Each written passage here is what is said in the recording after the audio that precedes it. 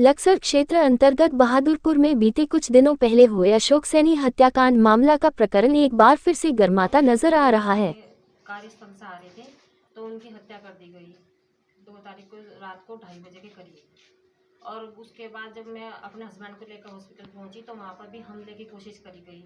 तो वे 2 जो अपराधी थे, 2 वो हमने तो खुद ही पकड़वाया, तब से कोई कार्रवाई नहीं हुई है। जब से कुछ भी मैं पुलिस के उससे बिल्कुल भी संतुष्ट नहीं हूँ कि वे कोई मुझे कुछ जानकारी नहीं दे रही कि क्या हो रहा क्या नहीं हो रहा। अब तक ये करे हाँ कर रहे हाँ कर रहे हाँ कर रहे, लेकिन अभी तक कुछ नहीं हुआ। और अगर कुछ नहीं होता है तो 12 तारीख को मैं धरने पर जाऊंगी। मैं वहाँ थाने में भी बैठूंगी और जब तक मैं कोई कार्रवाई नहीं होती तब तक मैं वहाँ तक उठूंगी नहीं। या तो मैं आत्महत्या कर पाऊंगी, आत्मदाह करूंगी, वहीं पे रहूंगी। मैं पिस्टल भी बरामद नहीं हुआ, लूट भी करके भाग गए पंकज और ये सब जो सदस्य हैं। और ना तो मोबाइल बरामद हुए और अभी तक ना पिस्टल और पैसे थे, कोई चीज़ बरामद की नहीं दिखाई। चौकी इंचार्ज के सस्पेंड सस्पेंड करने की मांग करी थी, लेकिन खाली उन्हें लाइन हाजिर करा गया, सस्पेंड उन्हें किया नहीं गया है बिल्कुल भी। और सारा सूत्रधार पंकज है, साजिश के तहत उन्हें मेरे हस्बैंड को फंसाया। चुनाव से ही तब से ये चलती आ रही है रंजिश।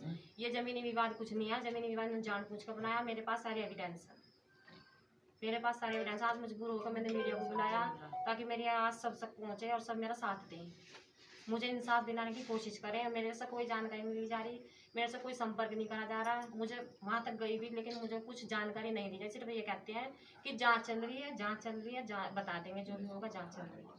इसमें मैं चाहती हूँ कुछ कार्रवाई पंकज के। लेकिन अगर पंकज ऐसे वो पकड़ा क्यों नहीं जा रहा, क्या इतना वो है कि पंकज के खिलाफ कोई कार्रवाई नहीं हो रही है बिल्कुल भी? कि वो आज पूरे 7 दिन हो गए, वो अभी तक वो इनकी पकड़ से बाहर है, क्यों हुआ? ऐसा क्या चीज़ है कि जो वो पकड़ से अब तक बाहर है? अच्छा मैम, अभी सारा सामान इन्हें अल्टीमेटम दिया था कि हम ये करेंगे 3 दिन के बाद, लेकिन अभी थोड़ा रोक दिया गया क्योंकि अभी लोग उन्होंने 12 तारीख तक का फिर आगे टाइम ले लिया। जब ये यहाँ पे तीसरे दिन बैठक हुई थी, उन्होंने कहा 2 दिन का टाइम दिया था, आज 5 दिन हो गया, 5वां दिन है आज, अब तक भी कुछ नहीं लिया गया।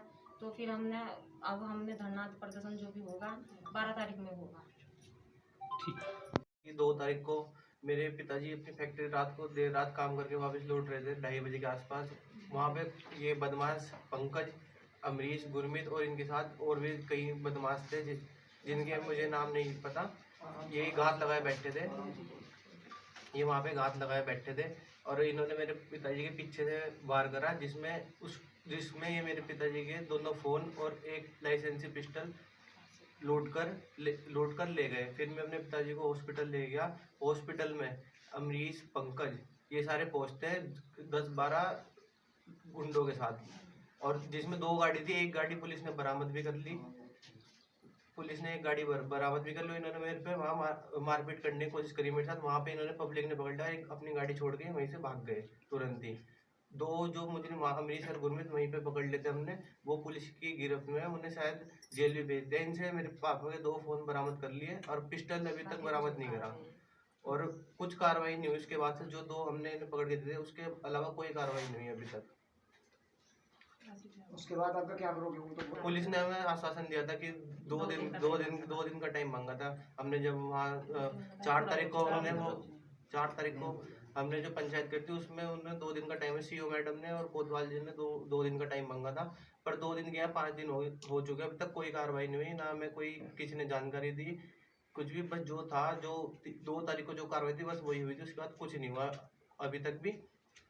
और 12 तारीख तक का हमने पुलिस वालों को अल्टीमेटम दिया है। अगर 12 तारीख तक वो सारे गिरफ्तारियों को आरोपियों को गिरफ्तार नहीं करती तो वहाँ मैं और मेरी मम्मी जाकर बाकी घर के जितने सदस्य वहाँ आत्मदाह करेंगे, बिल्कुल भी चुप नहीं बैठेंगे, कोतवाली में जाकर। बस ठीक है।